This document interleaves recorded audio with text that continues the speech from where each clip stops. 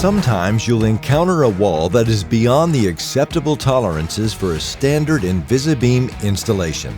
This is most commonly found with older brick and block wall foundations. In these situations, we utilize InvisiBeam straps in conjunction with horizontal straps to create a carbon web.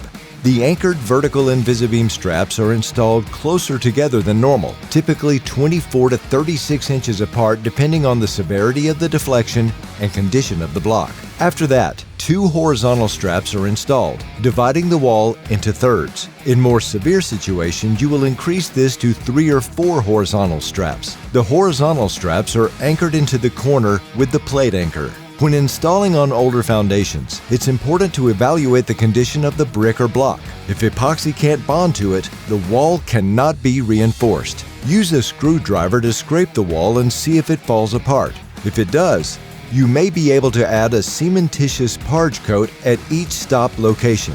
In the most severe situations, the wall may not be reinforceable and must be replaced. In some cases, Fortress may require an engineer's approval of the installation plan to provide the lifetime warranty.